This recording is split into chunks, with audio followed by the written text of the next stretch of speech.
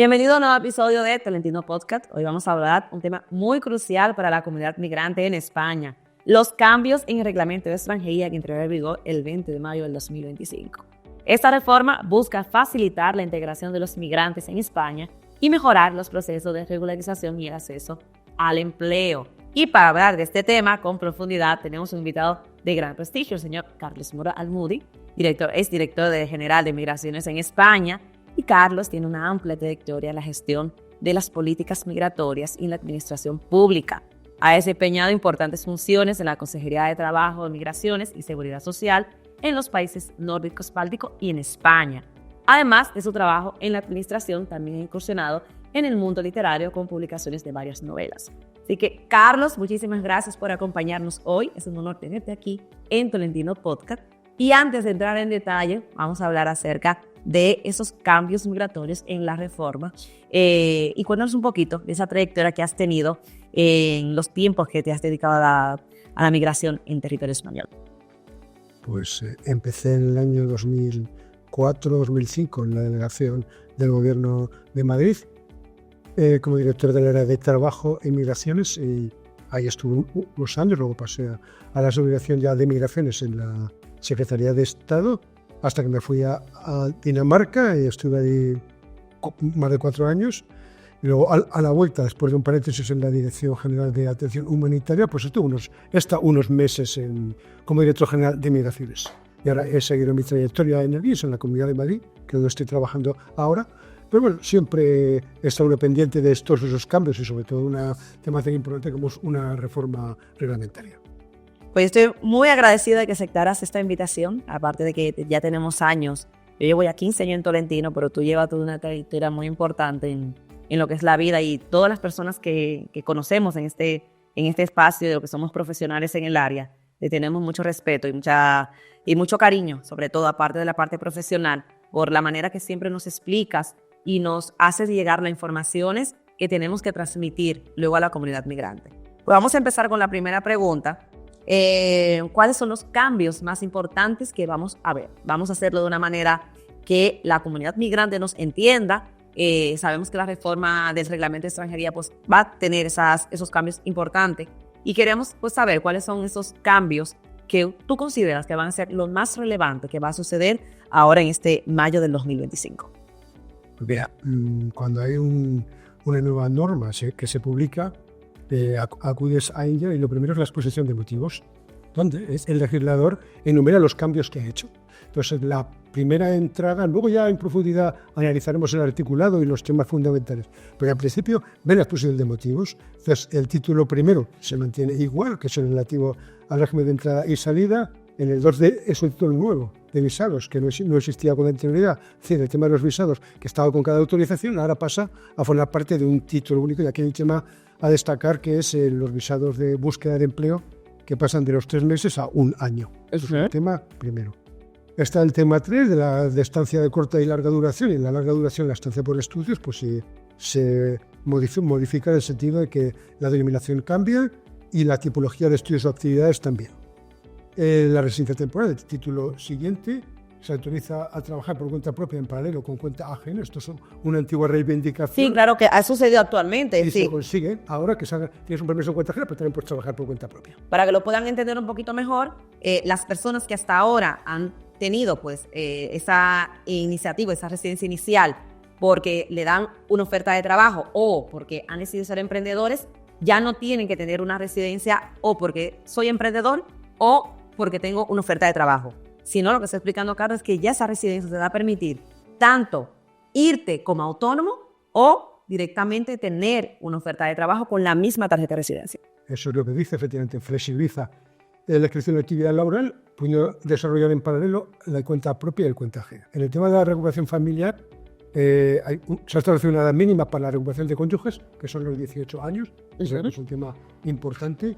Es decir, ya quitamos lo de los 26, que era hasta los 26. No, eso es otra cosa. Estamos hablando de cónyuges. De cónyuges. Cónyuges únicamente. Y entonces ahí, y por supuesto, se ha aprovechado para transponer la directiva.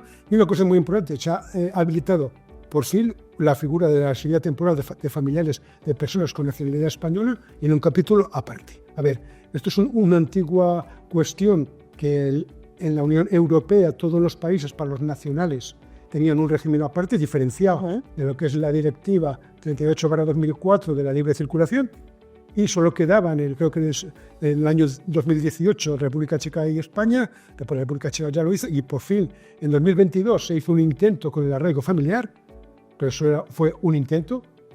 Entonces, y ahora, pues ya por fin se ha hecho un capítulo íntegro para los familiares de españoles. Y por cierto, uno de los capítulos mejor conseguidos en esta reforma reglamentaria. Se incluyen de nuevo las actividades de temporada que se habían eliminado en 2022 con un craso error de no tener en cuenta lo que es la autorización de residencia, la autorización migratoria con el tema laboral, que hay que combinarlos. Por explicar un poquito, las temporadas son de que usted puede venir al territorio español por un contrato específico, es decir, un contrato de un mes, de 6 meses, un año, es decir, pero es por temporada, no es que se queda directamente en territorio español, sino que viene por un contrato específico por una temporada, la temporada de las fresas, para que puedan... Sí, está contemplado en la legislación laboral, que está el contrato fijo discontinuo y el contrato que es fijo, ¿de acuerdo? Pero también existen estas opciones de que se pueda excepcionar esa cuestión. Y como ha dicho David, cuando se trata, por ejemplo, de gestión colectiva de contrataciones en origen, como es en tema agrícola, empresas, pues unos periodos que puedes venir y luego regresas a tu país. Eso es un tema en el que se hace hincapié en este reglamento. Está el tema de las disposiciones relativas a las circunstancias excepcionales. El arraigo, de eso hablaremos después con más detalle, que se han creado nuevas figuras y que se ha dado mucha importancia en esta reforma reglamentaria. A la vez que se ha desarrollado también las autorizaciones por circunstancias excepcionales para las víctimas de violencia sexual. El título octavo, esa parte que establece, perdón, estaba en la ley orgánica, se había hecho el cambio, pero no se había hecho aquí. Pues ese permiso, igual que el resto de residencias que se conceden por el tema de trata y por las otras cuestiones, y ya se ha desarrollado en el reglamento con una figura especial, con los 5 años que se autorizan. Vale. Las personas en estos casos que tienen pues una situación de trata y que pueden hacer una denuncia o que se encuentran en una situación de una violación, como lo acaba de explicar don Carlos, pueden tener derecho por hacer esa denuncia a una residencia, que es lo que está tipificado en el reglamento. Continuamos. El título octavo del transfronterizo sigue igual. En menores extranjeros se ha añadido algún cambio, en menores no acompañados no. En el título 10 de larga duración, ligeras, lo dice en la exposición de motivos, ligeros cambios procedimentales. Se ha modificado la cuestión del título 11 con las modificaciones de las personas extranjeras en España, y luego están los títulos siguientes que apenas sufren variaciones. Esto es, entonces, repasando lo que dice la exposición de motivos, lo que ha supuesto esta cuestión. Me detendré en algunas cuestiones singulares que son importantes los cambios. Hablé antes del tema del visado para la búsqueda de empleo, que pasa de 3 meses hasta 1 año.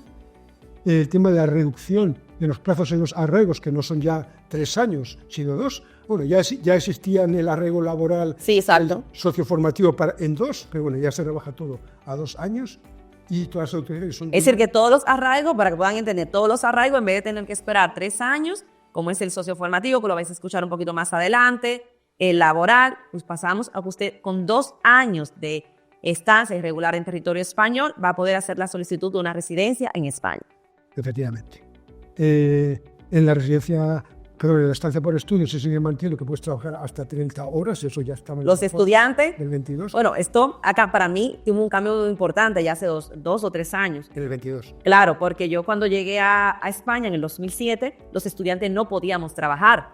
Y hasta ese entonces, en 2022, donde ya se permite que los estudiantes puedan directamente trabajar. Aquí una preguntita que sí le tengo con respecto a los estudiantes. Pueden trabajar hasta 30 horas semanales, pero hemos tenido casos de personas que hacen cursos y esos cursos, aunque la ley permite que los estudiantes puedan trabajar con estancia de estudiante, no se les está permitiendo trabajar. ¿A qué se debe eso? A ver, aquí hay que distinguir 2 cosas. Según qué tipo de estudios sean, automáticamente tienes esa autorización inicial hasta 30 horas sin solicitar la autorización de trabajo, y en otros casos hay que solicitarla. Ok. Entonces las cosas hay que solicitarla y luego habrá que ver caso por caso claro. por qué razón se ha podido... No, digo esto porque va a depender siempre, hay que tener cuidado con el tipo de máster que estés haciendo. Recuerden que se ha modificado también cuáles son las instituciones que te dan derecho a que puedas tener la estancia por estudio, con lo cual tienes que tener un estudio que tenga título propio o que esté directamente en el RUT para que puedas tener el derecho a esta estancia por estudio. Y si tienes esa estancia por estudio y tu máster, tienes que consultarlo siempre antes, no te permite trabajar, vas a tener que hacer la solicitud, como acaba de mencionar Carlos. Entonces, termino. 3 o 4 cosas concretas más. En circunstancias excepcionales, había un artículo, que lo hay también, para habilitación para trabajar. Pero ahora, en definitiva, todas las autorizaciones habilitan para trabajar. Eso sí, tienes que tener 16 años para la cuenta ajena, 18 para acceder a un trabajo por cuenta propia. Eso es la legislación laboral, por tanto ahí la legislación migratoria no tiene por qué entrar. Y luego solamente se permiten 30 horas semanales como en los estudios para los arraigos socioformativos. Esas son las únicas excepciones. El resto hay autorización, como digo, para trabajar. ¿Qué más cosas se hacen así prácticas? En los menores, por ejemplo, son permisos por 5 años, se quitan las renovaciones suprimiendo medios económicos o los informes de vivienda cuando ha habido cambio, que hasta en las renovaciones había que aportar ese informe que había no va a hacer falta. En la regulación familiar no se pide, como digo, ese informe de vivienda cuando se renuevan, y las modificaciones pasan de 2 a 4 años. ¿Sí? Se ha intentado avanzar en todas estas cuestiones que he comentado y hemos matizado los puntos más destacados. Hay que desarrollar más el tema de arraigos, el tema de familiar español, que ahora a lo largo de la entrevista iremos haciendo. Además de estos cambios generales, pues la reforma afecta directamente a distintas modalidades de arraigo, que es justamente lo que estamos hablando ahora con Carlos, que es el arraigo social, el arraigo sociolaboral, el arraigo familiar y el arraigo socioformativo, que son una nueva figura y de segunda oportunidad. Hablando sobre esto, exclusivamente los arraigos, Carlos, ¿cómo impactarán estos cambios en cada una de las figuras? ¿Qué beneficio pueden esperar los inmigrantes de ello? Exclusivamente de la parte de los arraigos. Vamos a empezar con el arraigo social. ¿Qué impacto va a tener esto del arraigo social, de la solicitud de la residencia? El arraigo social es importante, el paso de cambio de los 3 años a 2 años. Ahí tenemos un cambio importante. Es más importante el arraigo. Que pasamos de hacer una solicitud por usted encontrarse con 3 años de estancia irregular en territorio español a 2 años. El arraigo social se modifica y se reduce a 1 año. Luego vamos con el arraigo sociolaboral. Entonces, las denominaciones han cambiado. Estamos habilitados a tener arraigo laboral, que era cuando por cualquier medio de prueba demostrabas que habías estado trabajando en unas determinadas condiciones y automáticamente se te concedía la autorización. Eso era un caso. Y el social, que tenía más vertientes, era por un lado aportando un contrato con determinadas exigencias que todos conocéis, o en otro caso, el caso de que un familiar pudieras superar, o que te dedicabas o tenías dinero por una actividad, por ejemplo, por cuenta propia, etc., y podías entrar. Entonces, y luego estaba el arraigo familiar, que en la reforma del 22 sobre todo lo que hacía era incluir a los familiares de ciudadanos españoles, y el arraigo nuevo que se creó en 2022 para la formación. Entonces, esto era lo que existía. Esto ha cambiado. Ahora tenemos el arraigo laboral como tal. ¿Desaparece? No existe. ¿No va a existir? Sí que existe una figura para, como ya existe también en la actualidad, el reglamento vigente hasta 20 de mayo, que es cuando puedes denunciar vía inspección, vía judicial, esa cuestión, y entonces que eso sigue existiendo. Se mantiene un artículo para ese tema, ¿vale? Pero arraigo laboral como tal no existe. Ya no existe, ¿ok?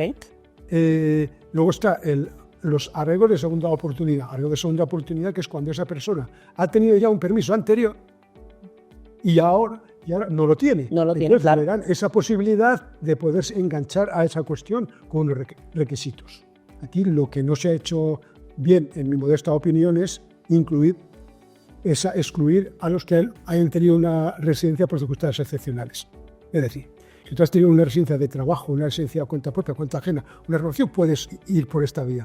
Si has tenido una de circunstancias excepcionales, no puedes. Es decir, las personas que han hecho solicitudes de asilo o razones humanitarias, razones humanitarias. Humanitarias, exacto.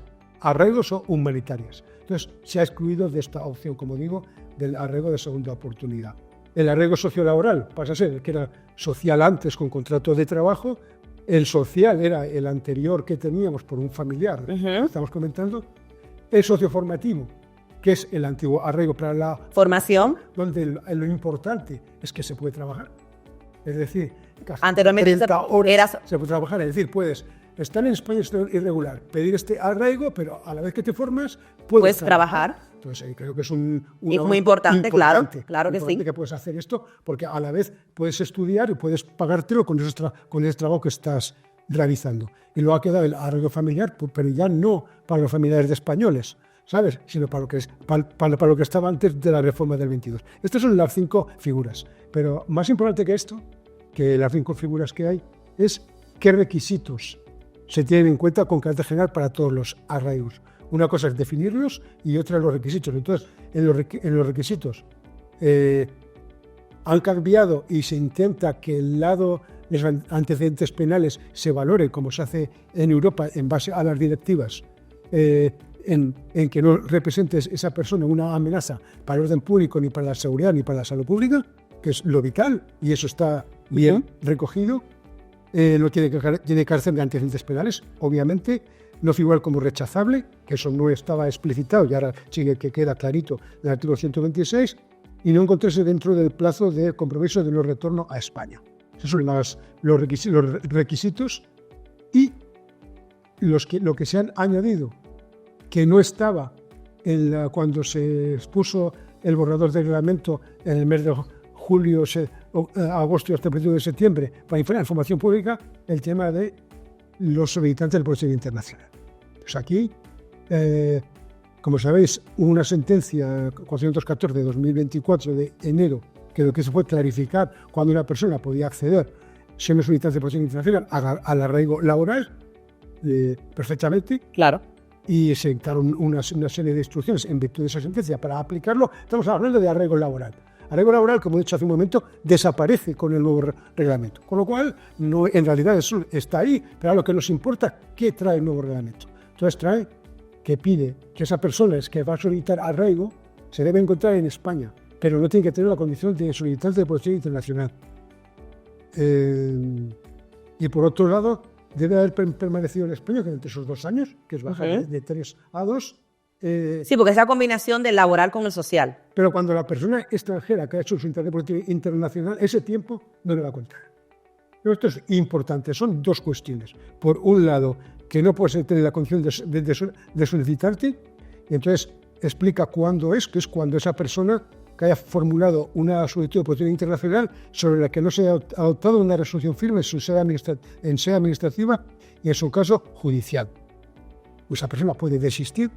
Si desiste de la solicitud o del recurso, en teoría se puede encontrar en esta situación y podría solicitar el arraigo, entendido que está en situación irregular. Recuerda que la sentencia, y como ya explicité... Y aquí viene lo de los temas de los 6 meses que tiene que estar en situación... Eso lo vemos ahora luego, pero el tema es que esa persona lo que hace aquí realmente es que se le da la posibilidad de que pueda ir al arraigo. Pero ojo, en el siguiente apartado se dice que no se computa ese periodo que ha estado como solicitante de protección internacional. Esto es lo que hace que los 2 años empiezan de nuevo. Claro, por eso tiene que solicitarlo antes de que entre el reglamento. Sí. Entonces vamos a ir viendo cómo podemos hacer las modificaciones, porque de lo que se trata es de dar explicaciones de cómo actuar, que eso viene en otras preguntas que me vas a hacer a continuación. Pero digo, el arraigo fundamentalmente es eso. Son 5 tipos de arraigo, los 2 años, y esta cuestión de que, como lo diría gráficamente, que solicitar de protección internacional no es bienvenido. No es bienvenido para ello. Vale, voy a hacer un pequeño resumen antes de seguir con la siguiente pregunta. Hablamos aquí 5, y es un tema muy importante para los solicitantes de los arraigos. Arraigo social se reduce en vez de 3 años que usted esperar para hacer la solicitud, lo va a poder hacer a los 2 años. El arraigo sociolaboral es una combinación del arraigo social y el arraigo laboral. Desaparece el arraigo laboral y aquí lo que tenemos es que en vez de esperar 3 años, nos quedamos con los 2 que tenía el arraigo laboral, únicamente que aquí no entran las personas con protección internacional, con lo cual si usted lleva 2 años en territorio español, debe hacer la solicitud hasta que se haga alguna modificación en reglamento antes de que entre el reglamento en mayo. En el arraigo familiar me quedo con algunas dudas. Aquí lo que estábamos diciendo es que ya se elimina las solicitudes, entiendo, de cuando se estaban haciendo para ciudadanos comunitarios, que se quedan con las solicitudes iniciales de arraigo familiar. ¿Me puede explicar un poquito más? Sí, hemos dicho que en 2022 se aplicó esta nueva figura de arraigo familiar para los familiares de ciudadanos españoles. Claro. Ahora eso va a un capítulo aparte y con su propio desarrollo muy bien fundamentado. Y el arraigo familiar se queda para dos temas importantes. Desde 2010 era un criterio que cuando eras padre, madre o tutor de un menor, de un nacional de la Unión Europea, se podía acoger por esta figura. Ahora ya eso viene regulado en el reglamento. Entonces, esas personas, las personas que son padre, madre o tutor de un menor nacional de un Estado ¿Español? Miembro, que aquí reside en territorio nacional y tiene a cargo el menor, puede solicitar este arraigo familiar. Queda cubierta esa opción. Y en segundo lugar, algo que ya se incorporó en 2022, que es cuando alguien preste apoyo a una persona con discapacidad nacional de otro Estado miembro. Importante, claro. Es para ejercer su capacidad jurídica puede optar por esta vía. Es decir, el arraigo familiar ha quedado para esos menores, para que el padre, madre o tutor de esa persona menor que es de nacionalidad comunitaria puede acceder, y también para aquellas personas que le prestan apoyo para su capacidad jurídica. Ha quedado para eso, pero muy bien reducido. Y quitamos de aquí ya a las que son hijos o nietos de ciudadanos españoles. Eso está incluido en el arraigo, en la figura de la autorización para familiares de ciudadanos españoles. Vale, pues ya lo movemos porque antes se solicitaba por esta vía con un año de estancia. Efectivamente. Ok, pues el arraigo familiar, que está bastante bien desglosado ahora, únicamente porque eso toma muchas confusiones, don Carlos, con el tema de soy comunitario, ¿por dónde aplico? ¿Por el arraigo familiar o por el arraigo comunitario? Y eso estaba teniendo pues ciertas confusiones a la hora de hacer las solicitudes. Pues ahora ya saben, únicamente nos vamos a quedar con el arraigo familiar para menores de edad, en estos casos que sean ciudadanos, para los padres, pero los padres de padre o madre de un ciudadano que sea comunitario, menor de edad a tu cargo, empadronado contigo en territorio español, o para si usted está prestando ayuda a alguna persona que posea la ciudadanía de los estados Schengen y se encuentra con una discapacidad, una persona que usted está ayudando, una persona que tenga discapacidad, que muchas personas no conocían esta figura, pero si usted presta ayuda a ese tipo a ese ciudadano, en este caso español comunitario, puede también tener el derecho a la residencia. Y por último, quedan dos más, que es el socio formativo, que habíamos dicho que anteriormente no se podía trabajar. Ahora con el socio formativo ya usted va a poder trabajar, no solamente se forma, sino que también va a poder trabajar. Y el de segunda... 30 horas va a poder trabajar. 30 horas, como los estudiantes, pero está bien. Como estudiante. Y el de segunda oportunidad, que en este caso sí tenemos ahí muchas dudas con el tema del arraigo por la segunda oportunidad, que es para las personas que ya han estado con una residencia en territorio español y se les va a dar la oportunidad de que puedan trabajar. Aquí entra el tema de los 6 meses que estén irregulares. No. Aquí entra únicamente que leo textualmente, uno titular una autorización de residencia, no por circunstancias excepcionales, por eso he dicho que es la excepción que se hacía, en los 2 años anteriores a la presentación de la solicitud y cuya renovación no ha podido producirse, salvo que sea por temas de orden público y tal, en ese caso estaría excluida. En los demás sí. Es decir, que es una oportunidad para esas personas que no han podido renovar por la razón que sea y que ahora, teniendo esa autorización anterior no renovada, pueden optar por la vía de la segunda oportunidad. No es la primera vez que aparece en nuestro derecho, ya estaba en 2001 y en otras cuestiones temas similares, ¿no? Ahora se ha intentado recoger y a través de estas 5 figuras intentar que todas las personas que no tienen documentación en regla en nuestro país puedan acceder. Perfecto. Únicamente que las personas que han estado con la residencia, en este caso, circunstancias excepcionales, no le computa para que puedan aplicar a la segunda oportunidad.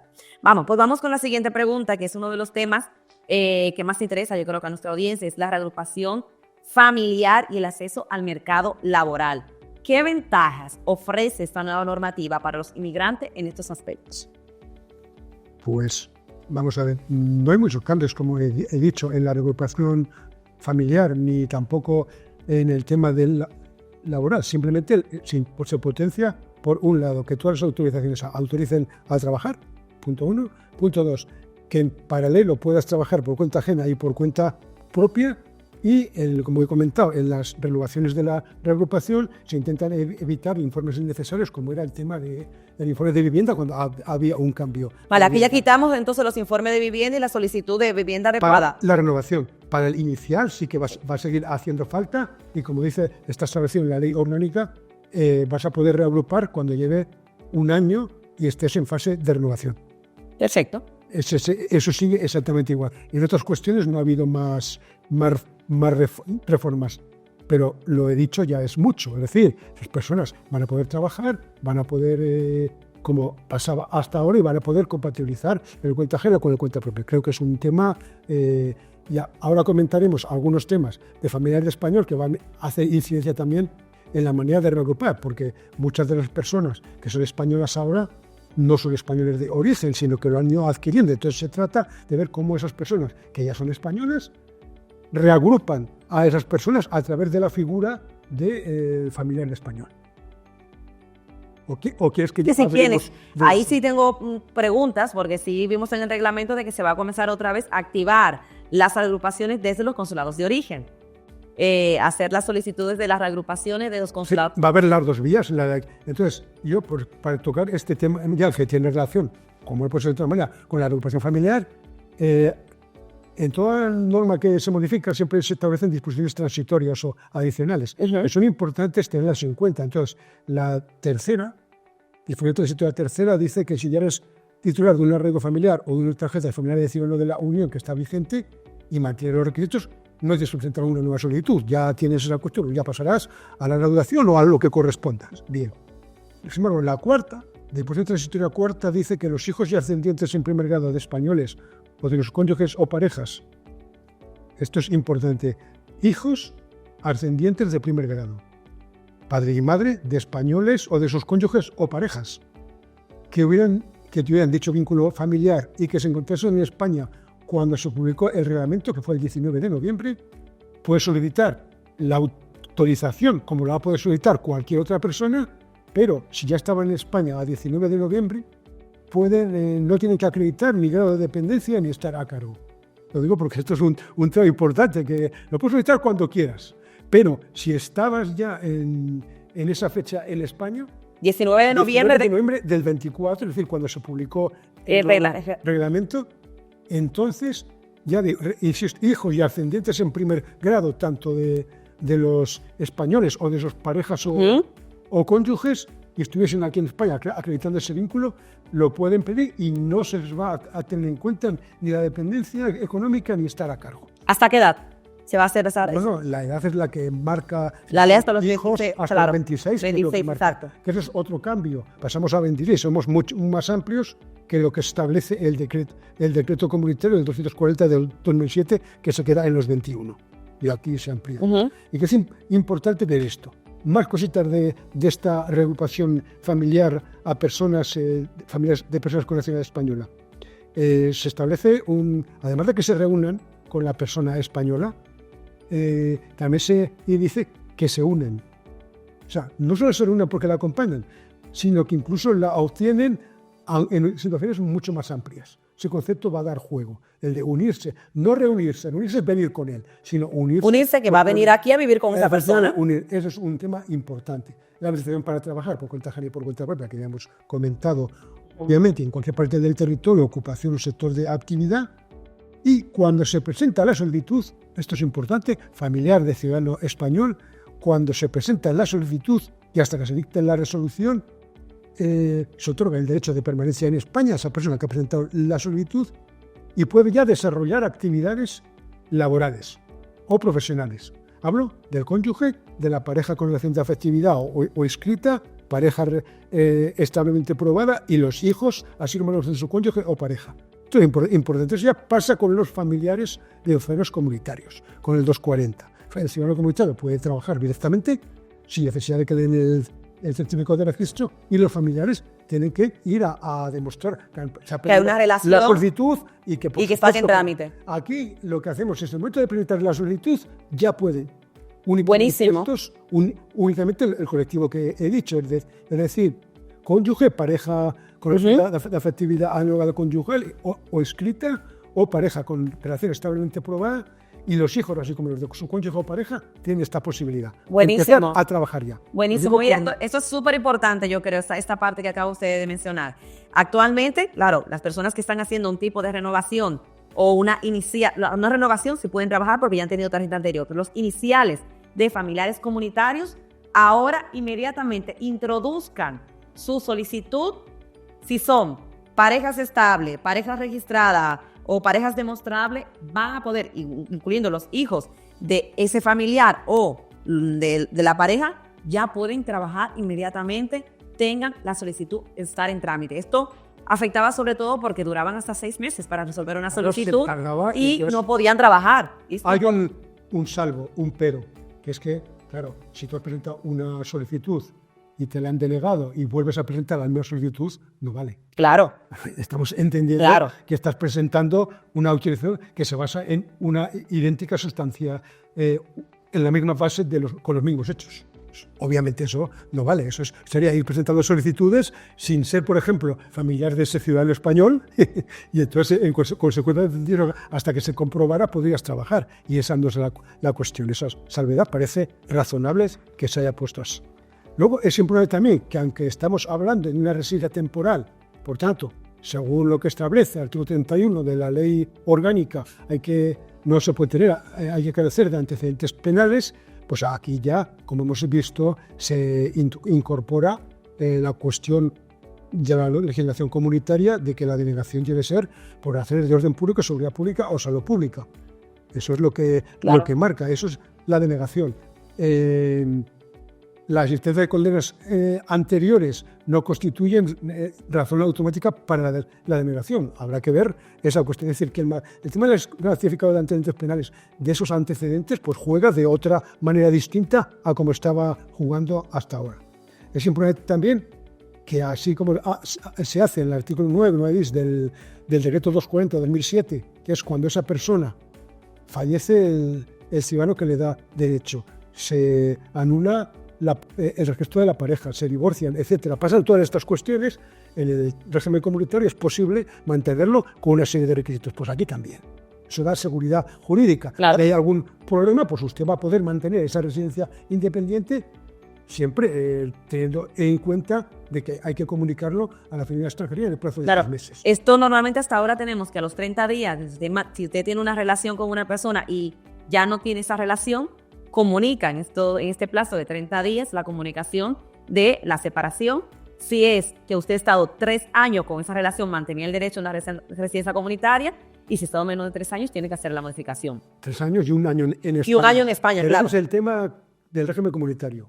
Pero en el arraigo familiar que se creó en 2022 no existía eso. No. Es decir, te quedabas en un limbo, es decir, te quedabas sin permiso. Y ahora, sin embargo, el reglamento establece esa posibilidad.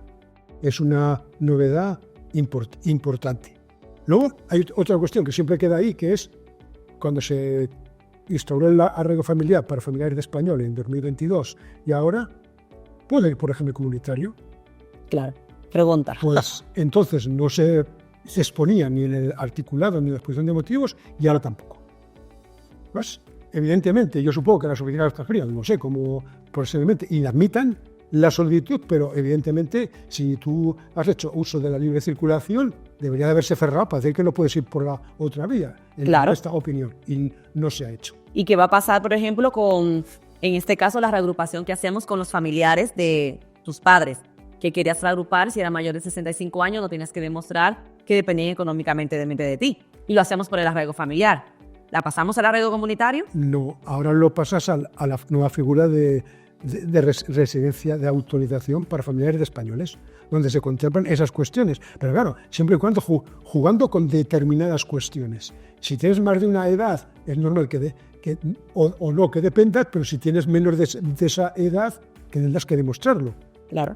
O sea, eso es un poquito el juego ahí, que es personas que no están de acuerdo y dicen, no, por favor tengo que demostrar, ¿no? Pero bueno, la normativa intenta tener en cuenta las ventajas que el Tribunal de Justicia de la Unión Europea a lo largo de estos años, desde la Directiva de 2004, ha ido elaborando en sus resoluciones con arreglo a la libre circulación, que se trata de que se apliquen estas ventajas a los familiares de nacionales del país en cuestión, en este caso de españoles.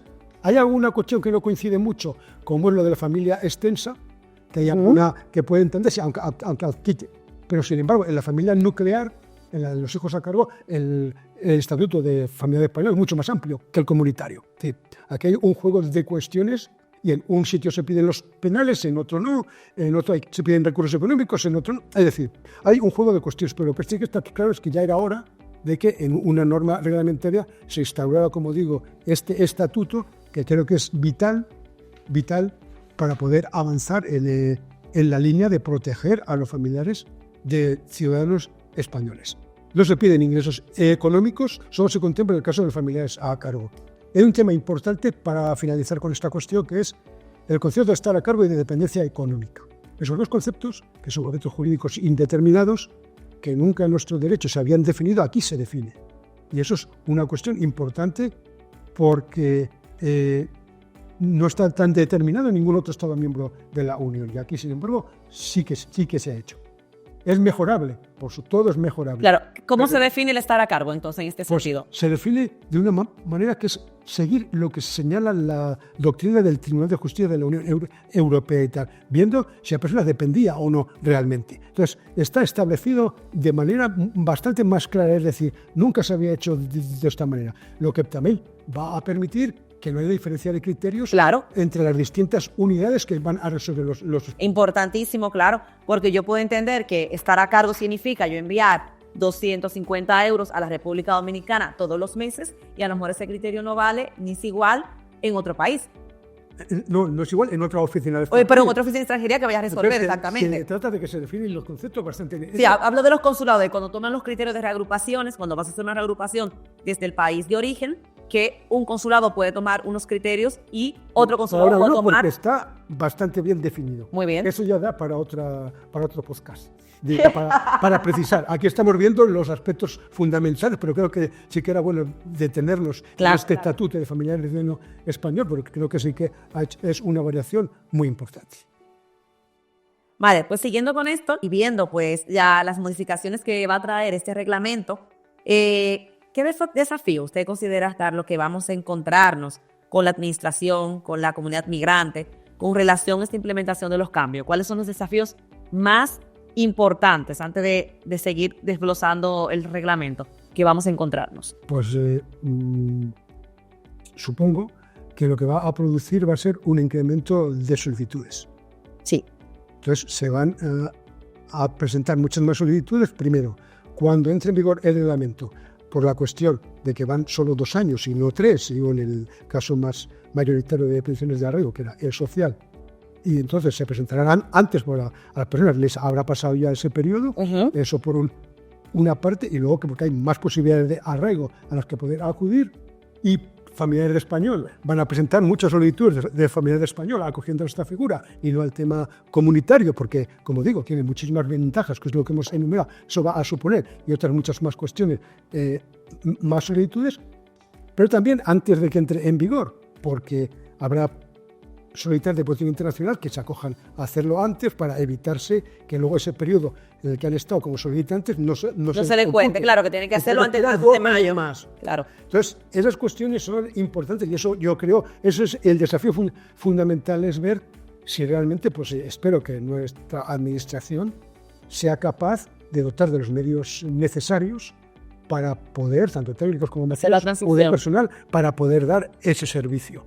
Está muy bien la transmisión telemática, pero claro, tiene que haber alguien detrás que saque esas cuestiones. Yo creo, adelantándome, que ahí hasta la inteligencia artificial puede colaborar en mejorar las cuestiones, como han hecho en otros ministerios en temas similares. Pues vámonos ya a la parte de las perspectivas y las oportunidades. Sabemos que esta reforma, que es una magnitud, pues abre nuevas oportunidades, pero también requiere mucha preparación. ¿Cómo puede la comunidad migrante anticiparse o aprovechar en estos casos esas nuevas oportunidades en términos de visado y autorización de residencia? Es decir, estamos viendo que van a haber cambios importantes donde residencias que se presentaban desde el territorio español ahora se vuelven a ir a la doble vía, a presentarse desde el consulado. ¿Cómo vamos a tener la seguridad, sobre todo la comunidad migrante, de que esas solicitudes, ya usted nos acaba de decir, que van a estar muy específicas cuando estamos hablando de una reagrupación por estar a cargo, que van a estar las condiciones muy específicas de cuándo se solicita estar a cargo, pero cómo vamos a dar como una vuelta, qué seguridad va a tener la comunidad migrante de que realmente se van a cumplir esas directrices que se están planteando en el reglamento. La seguridad es que la norma intenta responder a esa cuestión estableciendo, como digo, que esos conceptos jurídicos indeterminados que comentábamos antes estén fijados y por tanto no haya tanta posibilidad a la discrepancia o a que se interpreten de manera distinta, pero por otra parte también esas personas que es familiar del señor español pueden pedirlo en el consulado en la República Dominicana, pero también pueden pedirlo aquí. Es decir, que puede pedirlo en las dos vías, no solo allí, pero es bueno que puedan pedir allí también, por lo cual esa cuestión de retrasos y tal también se puede salvar de esa manera, según donde se pida. Yo lo estoy viendo con un tema importante aquí. Estamos viendo que ya no solamente vamos a depender, en los casos, hablamos de los 4 países que se requieren todavía visado, que es más complicado cuando tienes que pedir los visados desde los consulados, República Dominicana, Cuba, Ecuador, Bolivia, porque tenemos que irnos a hacer solicitudes desde los consulados que muchas veces son denegadas. Actualmente, con esa nueva reforma, usted si tiene que reagrupar a su madre, ya no tiene que hacerlo de la República Dominicana en estos casos, o en Cuba, sino que lo va a poder hacer desde territorio español, se resuelve aquí y ya el visado entonces lo va a emitir, en este caso, el consulado. ¿Es correcto? No, vamos a ver, la cuestión es que se permite que la persona esté aquí, en España, claro, pero esté afuera. Claro, ese es el tema. Entonces, en virtud de eso, si la persona está afuera... Vamos a seguir con el mismo problema hasta ahora, entonces. Claro, tiene que haber un visado. Pero ya no hace falta que venga a pedir ese visado de turista, ese visado de los 3 meses para después aquí pedir el tema, sino que lo puede hacer desde allí. Eso creo que es una ventaja. Eso ha existido hasta ahora. El problema está, don Carlos, que en muchos casos no se le conceden esos visados. Por ejemplo, Cuba, República Dominicana tienen muchos problemas con ese tipo de visado de solicitudes de cerrar agrupaciones, tanto a parejas, a cónyuge o a padres. Pero eso ya habrá que ver cada caso concreto. Yo lo que tengo que exponer, lo que en mi modesta opinión este reglamento supone, y creo que es una mejora. Entonces, lo que decías de que ante qué nos enfrentamos, claro, he comentado antes que al intentar que los solicitores de protección internacional tengan muchas dificultades, por un lado, por el tema de que si están siéndolo no pueden pedir el arraigo, y por otro lado, porque ese periodo que han estado como solicitantes no se computa. Y aquí quería hacer una mención no se computa. Es que esto, la directiva que regula esta cuestión, que es la 2013/32, que sigue en vigor porque el reglamento comunitario 2024/1348 de 14 de mayo entrará en vigor a los 2 años, y eso es en 2026. Lo digo para clarificar cuestiones, no está en vigor todavía, no estará en 2026, no, ahora sigue la directiva. La directiva lo que establece claramente es que mientras sea solicitante de protección internacional no puede pedir ninguna otra autorización. Que por alguna razón en anteriores años se tomó como que sí que se podía, yendo en contra de lo que dice la directiva, no se puede. Sí. Usted va por solicitar de protección internacional, va por ahí. Va por otra vía, va por otra vía. Ahora, que quiere dejar una vía para ir a la otra, perfecto. Pero no puede ir por las 2 vías al mismo tiempo. Eso ya lo dice la directiva desde 2013. Y sigue en vigor hasta que el reglamento. Y no vale que renuncien. Sí, por eso digo, Okay. Puede renunciar, desistir, y entonces ya pasa a otra figura. Entonces, esa directiva dice que mientras estás en esa fase de solicitante de protección internacional, no puedes pedir ninguna otra autorización. ¿De acuerdo? Ninguna. No puedes pedir otra autorización. Ahora bien, cuando dejas de ser solicitante de protección internacional, ¿por qué puedes pedir otra autorización? Primero, porque esa directiva ya no es aplicable. Entonces, esa directiva se aplica a los solicitantes de protección internacional. Si ya no lo eres porque has desistido, porque te lo han denegado por la razón que sea, ya, entonces puedes ir a otra vía. Entonces, ¿qué se aplica aquí? Aquí se aplica ahora la directiva de retorno, la 2008/115, que dice, en el artículo 6.4, que los estados son libres de conceder o no una autorización por circunstancias excepcionales. Entonces hay estados que lo hacen y estados que no lo hacen. ¿Qué hace España? España tiene en el artículo 31 de la ley orgánica la posibilidad de reconocer esas autorizaciones por razones de arraigo por circunstancias excepcionales. Y lo hace. Y en esa decisión puede optar por computar o no ese periodo. El periodo del que está como independencia. En ninguna parte pone que no. Es más, en el mes de abril, en desarrollo de esa sentencia 414 de 2024, lo que se hizo fue decir, no puedes solicitar arraigo laboral dado que no estaba en situación irregular. Punto 1. Claro. No puede alegar esas cotizaciones hechas como residente de potencia internacional porque no estaba en situación de estancia o de residencia, porque no lo estabas, que es lo que dice la sentencia. La sentencia después añade, ni tampoco puedes pedir para que se te compute en ese periodo de que has estado como solicitante de protección internacional, no lo puedes pedir para el arraigo. Ojo, no lo puedes pedir mientras seas solicitante de protección internacional. Cuando no lo seas, puedes o no pedirlo. Y claro. Lo decide el Estado en cada momento. Y en aquella fecha, en abril, se decidió, abril del 24, se decidió de que se iban a computar. Y se están computando hasta 20 de mayo, que ahora ha habido un cambio y ahora se ha decidido que no se computen, que no sea que obedece ni por qué razón. ¿Y usted cree que esto va a tener, de aquí a mayo, que vaya a entrar el reglamento, que pueda tener alguna modificación para que las personas... No, esto se ha hecho, entrará en vigor, no creo que haya ninguna modificación. No corresponde a mí decir estas cosas, porque no estoy en ese ámbito, pero no creo que... Entonces, la cuestión es, ¿qué es lo que se puede hacer? Entonces, se apertura una discusión transitoria quinta, en la cual estamos hablando de los desafíos, de las posibilidades de esas personas, en la cual se permite que por razones excepcionales se pueda pedir un arraigo durante un periodo determinado. Entonces, la resolución, lo que establece es que en el momento de la entrada en vigor, es decir, el 20 de mayo, se encuentra en situación irregular porque tiene una resolución denegatoria o desestimatoria firme, sea administrativa o judicial, de la solicitud de protección internacional y reúnen los requisitos que hemos contado antes del arraigo, excepto el de permanencia, pero el de permanencia no lo tienen, porque si no se computa el tiempo de solicitud de protección internacional, no tienen los 2 años, obviamente. Se elimina. Poder solicitar una autorización por circunstancias excepcionales si han permanecido al menos 6 meses antes de la presentación de la solicitud. Esta es la cuestión. Entonces, ¿a qué nos lleva esto? Nos lleva a ver de que si para que una resolución sea firme, si se dicta hoy, tiene que pasar 2 meses desde que te la notifican. Entonces, si hoy estamos a 4 de febrero, 4 de marzo, 4 de abril, a partir del 4 de abril ya pasa a ser firme, con lo cual ya estoy en situación irregular.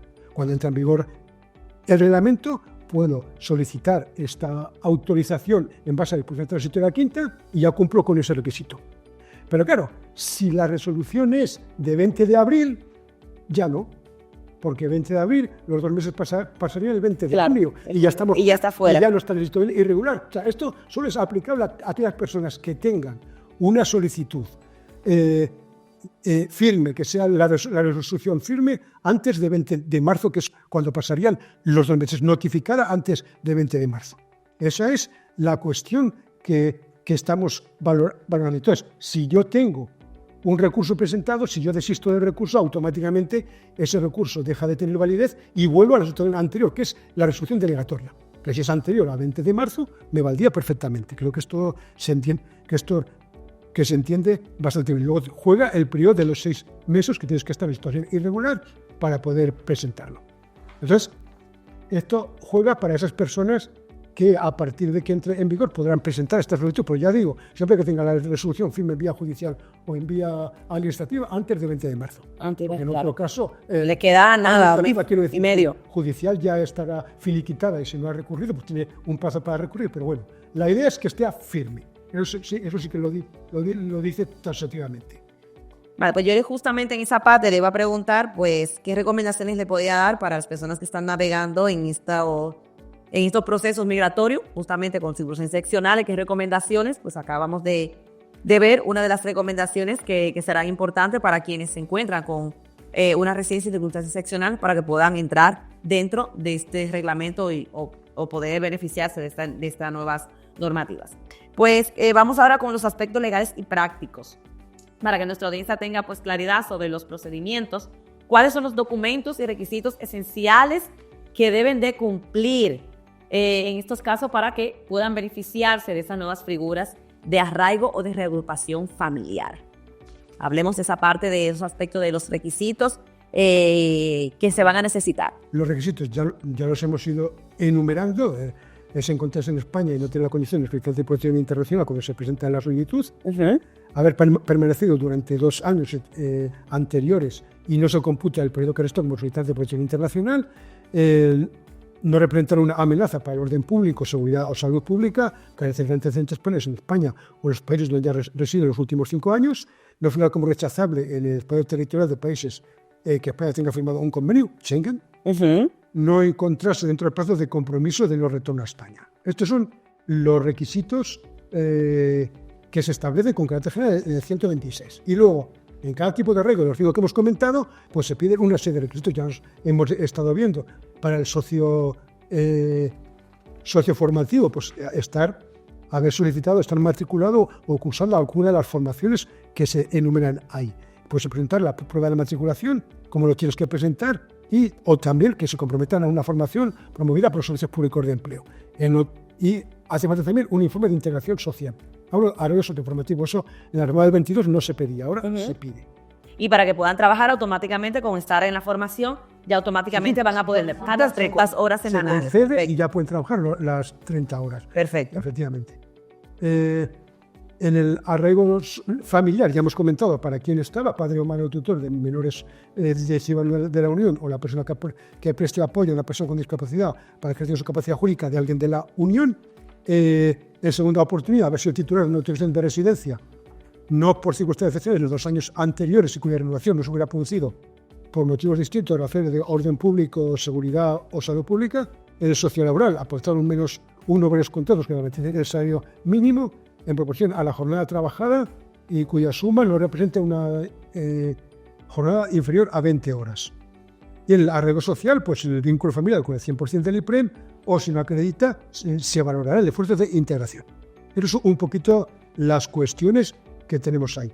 Los 5 arraigos que hemos comentado. Y en cuanto a los documentos que se solicitan, pues son en principio copia completa del pasaporte en vigor o cédula de inscripción o título de viaje en vigor. Se añade cédula de inscripción y copia completa. Que antes ponía solo copia, claro, que se entendía que era completa. Es un tema importante aquí, porque así como en el tema de los visados se exige una validez mínima de 1 año, aquí no hay validez. Con lo cual, eso quiere decir que si el pasaporte te caduca al día siguiente de presentar la solicitud, tú cuando lo presentaste estaba en vigor, pero ojo, pero tienes que ir a por la tarjeta.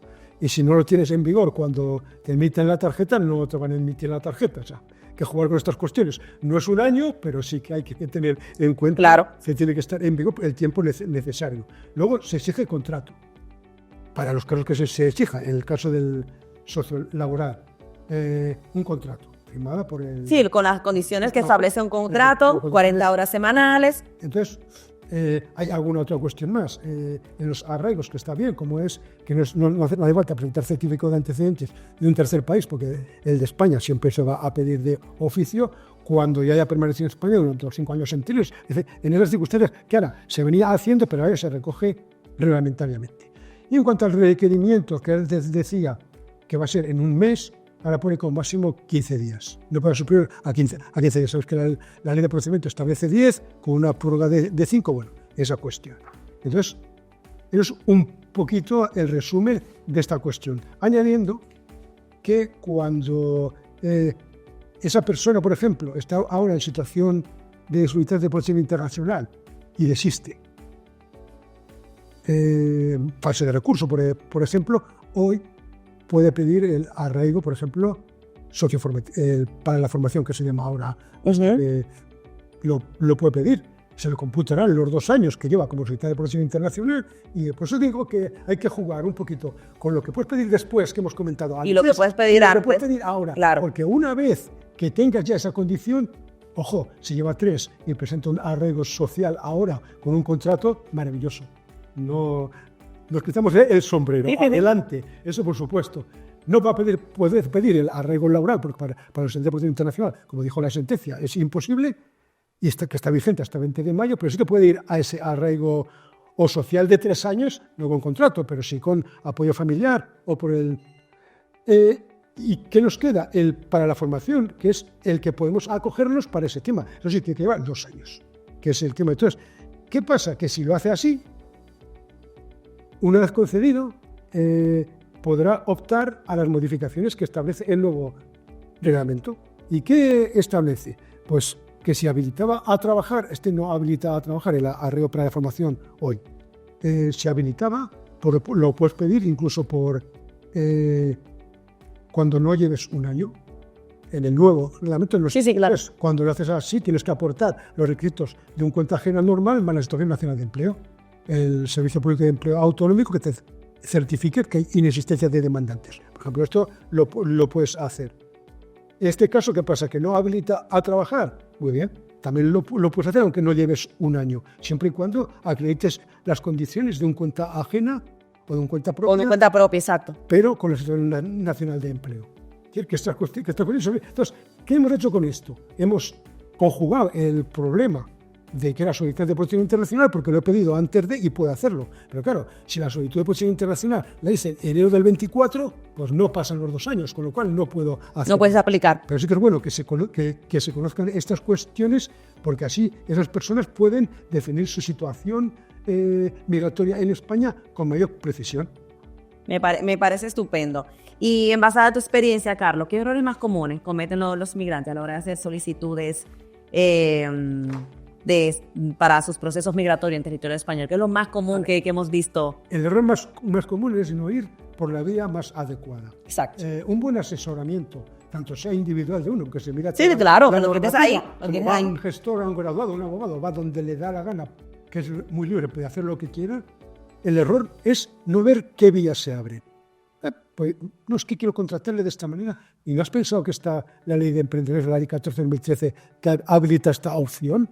No te cierres con el régimen general. No sé, es cuestión de ver todo el abanico de opciones. Que usted es una persona perseguida en su país que la está amenazando de muerte, que le quiere por el asilo. Pero tiene que venir con la documentación necesaria del país de origen, la denuncia. Primer punto, la vía. Elegirla bien. Claro. Y siempre hay varias opciones. Primer punto. Segundo punto, la documentación. Tienes que tener una documentación la necesaria para justificarlo. Tercera cuestión, los requisitos, que te va a servir la documentación para acreditarlos. Tienes que tener en cuenta qué te van a pedir. Entonces, en virtud de eso, pues tenerlo todo preparado para que no haya problemas. Pagar la tasa, que se olvida muchas veces. Muchísimo. Pagar la tasa y ya presentarlo. Y luego, a la hora de presentarlo, pues hay unas vías para presentarlo telemáticamente. Entonces, lo puedes hacer según si tú lo puedes hacer. Si es una empresa que contrata, lo tiene que hacer en el portal de la empresa, con su certificado, etcétera. Y si no, hazte mi certificado digital para que lo puedas hacer. Y en el supuesto de que no lo hagas, hay vías para poder acceder presencialmente, pero son más costosos porque, claro, se alargan más en el tiempo. Yo siempre creo que se ahorra más tiempo con un buen asesoramiento, porque usted muchas veces considera que tiene las opciones correctas, presenta, y en el camino a lo mejor pasó 6 meses, 8 meses, que se da cuenta que no era el trámite correcto que usted tiene que haber presentado. Entonces volvemos hacia atrás a hacer la presentación. Claro, entonces se trata de evitar eso. Entonces, como yo siempre digo cuando hablo y doy una charla del tema es primero, yo empecé lo del reglamento, pero luego no seguí, con lo cual no tengo yo conciencia de que algunas cosas habrán aprovechado, otras, bueno. La cuestión, yo analizo una norma, exposición de motivos y el articulado, y veo lo que me parece a mí personalmente. Alguien dirá, este tío no tiene ni idea porque ha dicho esto que no, perdona. Todo lo que he dicho es lo que refleja la norma, salvo alguna cuestión personal de mi opinión. Claro. ¿Por qué le dice que vaya por esta vía? Pues porque se lo puedo decir. Claro. Es que yo es libre circulación, quiero ir por el 240. No, que se me da español. Pues hay personas, exacto, de y esto. se puede defender esa vía. ¿Por qué no? Que te lo inadmite el estupendo recurso judicial. No, es que se puede ir por la vía. A ver, medios de prueba. Pues en nuestro derecho se admiten todos los medios de prueba. No hay ni que citarlo. Cualquier medio de prueba es válido. Es válido, correcto. Apárate cuando decías lo de la documentación. Un buen asesoramiento. Entonces, aquí manifestamos nuestra opinión en un tema que nos importa y que nos preocupa y que lo que queremos es que vaya lo mejor posible. Y esa es la cuestión. ¿Qué hay cosas que en el reglamento se hubiera podido hacer de otra manera, que se hubieran podido mejorar? Por ejemplo, esos 6 o 7 títulos que apenas se han tocado. Por supuesto que se podría haber hecho de otra manera, pero yo creo que lo que hay que hacer es aprovechar la norma que hay y evidentemente intentar sacarle el máximo partido y sobre todo porque lo que se pretende en definitiva es que esos ciudadanos que vienen a nuestro país que se quieren quedar aquí, quien quiere traer a la familia, se quieren integrar, y lo que hay que dotarles es de que puedan trabajar de las herramientas, claro. Herramientas para poder hacerlo. Esa es la cuestión. Mire lo que está pasando en los Estados Unidos, pero que en Estados Unidos las personas llegan allí, se pasan hasta 10 años y no tienen una oportunidad de un arraigo socioformativo, de un arraigo laboral, de un arraigo social, con que 2 años en una situación irregular, con una oferta de trabajo, pueden estar regularizados. Y yo creo que es sumamente importante estos cambios que hemos tenido en los reglamentos en España, que te permiten de una manera fácil, ágil, tú tener una documentación en regla en territorio español. Y además, en un tiempo mínimo son 2 años, claro. Y en un tiempo, y además, pero lo más importante es venir desde tu país ya con un contrato en origen. Esa es la idea. Entonces, habrá que poner los medios para que sea así. Y de esa manera nos evitaríamos el tema del arraigo. Los que están ya en España es otra cosa, pero el resto se puede venir ordenadamente. Una migración regular. Regulada, una migración regulada. Yo siempre he estado de acuerdo con eso. Es decir, claro. No es que no se permita la migración, sino que cuando las personas deciden emigrar a un lugar, puedan tener una migración regulada en el lugar que se encuentre, de pagar sus cuotas de seguridad social, de estar registrado. Y de integrarse. Y de integrarse, sobre todo. Y de estar, evidentemente. Y entonces, que se pueden haber hecho más cosas, sí, por ejemplo, porque la residencia no lucrativa no se puede pedir desde España. Claro. ¿A quién se le ha ocurrido que no figurara? Eso es un avance importante. Pues no ha salido. Entonces, yo esperaba uno de los cambios importantes para la residencia lucrativa de España. Autorizaciones de regreso y la asignación del ingreso, la seguridad de extranjería y por vía telemática. Es más, la autorización de regreso ni haría falta, porque si cuando tú entras por un puesto fronterizo se controla en qué situación estás a través de los medios informáticos, claro, no habría ningún problema, ¿sabes? Y sobre todo, el tema fundamental de resolver antes. Si las leyes establecen que hay un periodo para resolver los expedientes, 3 meses, 6 en otros supuestos, claro. Habrá que intentar cumplir con eso. Cumplir con los supuestos. Creo que es lo importante, porque eso sí que da seguridad jurídica. Exactamente. De que se cumplen con esas cuestiones. No, y esa parte de seguridad jurídica es lo que busca al final las personas cuando ingresan a territorio español. Una parte importante que hemos mencionado al principio del podcast es que usted ya va a poder trabajar inmediatamente ingrese, que no va a tener que esperar. Eso le da tranquilidad y seguridad jurídica al usted no tener que quedarse 6 meses sin saber cuál es su situación migratoria, sin saber si va a poder usted tener ingresos, ni de qué manera va a sustituir en territorio español. Con lo cual,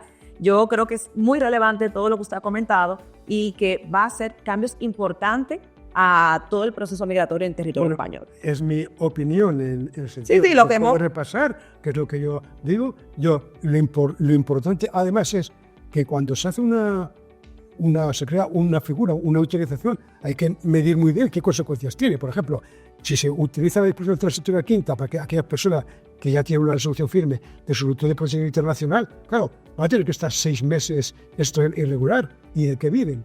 Claro, entonces, cuando se hacen estas cosas, hay que pensar por qué hacerlo así o no cambiar y decir que sí, que se compute. Claro, y es el Estado quien tiene que decidirlo. Y en abril decidió que sí, y ahora se decide lo contrario. Entonces, estas cuestiones, esos bandazos, son los que muchas veces alarman a la población inmigrante. Claro. Pero lo que hay que hacer es, tenemos una nueva reforma reglamentaria, vamos a utilizarla, vamos a aprovechar y vamos a aplicarla. Aplicarla, sobre todo, aplicarla correctamente. Efectivamente. Entonces, no dudo que la administración hará su trabajo, pues, hacer los inmigrantes y las personas. Su parte que le corresponda. La parte correspondiente. Que es la parte que no corresponde. Yo espero que la inteligencia artificial, así como a los despachos, en estos casos, nosotros tenemos ya implementada desde el 2017 con la robótica y actualmente con la inteligencia artificial nos ha ayudado a automatizar y generar con más eficiencia los procesos, se puede implementar a la administración y que la administración pueda tomar esto como algo a favor para ayudar a que todo ese atasco migratorio que tenemos de solicitudes pueda pues salir a la luz. Pues Carlos, ha sido un placer enorme pues tenerte aquí con nosotros en Tolentino Podcast. Y antes de despedirnos, pues algún mensaje que quieras dirigir a la comunidad migrante que está en proceso migratorio aquí en territorio español, que te gustaría pues dejarlo, pues puedes, por favor. Creo que no sé quién debe para dar consejos ni para... Por cualquiera, pues mira, tú sobre todo porque has estado trabajando tantos años con todo lo que tiene que ver con la regulación de los migrantes en territorio español, que has estado en otros lugares y conoces de primera mano, creo que eres la persona más indicada porque tú manejas esto del día a día, lo has visto durante muchos años Y quién mejor que tú para que nos pueda orientar, no solamente nosotros como profesionales, sino a la comunidad que está allí y que también se preocupa por esos cambios migratorios. Pues nada, simplemente es decir que hay que, como comentábamos antes, primero asesorarse bien, hay que ver las páginas web, ver qué documentos hace falta, qué requisitos se exigen y sobre todo qué vía es la más adecuada y qué es lo que quieres hacer. Entonces, si en virtud de eso quieres seguir en España mucho tiempo, no quieres seguir, hay figuras que permiten pasar de España a otro país de la Unión Europea a través de la movilidad internacional, es decir, contempladas en las directivas y en la normativa comunitaria. Entonces, lo que creo es que queremos que venga mi familia, queremos que no venga, quiero estudiar, pero después trabajar, quiero volver a mi país, Tengo los medios estables. Claro, todo eso es lo que hay que valorar, porque este es un paso muy importante. El cambiar de un país a otro es un paso súper importante. Entonces, vamos a intentar. Y sobre todo, yo agradecería también a aquellas personas que tienen que resolver las solicitudes, que tienen que tramitarlas, vieran que los casos no son iguales ninguno. Son casos individuales, que sí, que tendrás un arraigo con su certificado de penales y con su contrato, ¿vale? Pero cada caso es distinto, hay que valorarlo y verlo bajo ese punto de vista, porque cada persona es muy especial.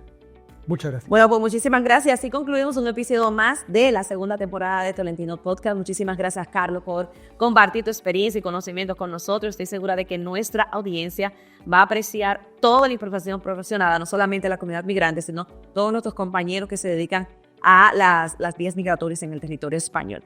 Concluimos este episodio de esta segunda temporada. Y les invitamos a que sigan conectados con nosotros, que todas las informaciones que vamos aportando la puedan compartir. Recuerden que la información es poder y que estamos aquí para ayudar. Toda la información que nos ha dado Carlos es muy valiosa y va a cambiar la vida de muchas personas a partir de esta modificación de reglamento. Así que estéis muy atentos. Nos escuchamos en el próximo episodio con más temas clave para la comunidad migrante. No olviden suscribirse y compartir este podcast. Hasta la próxima semana.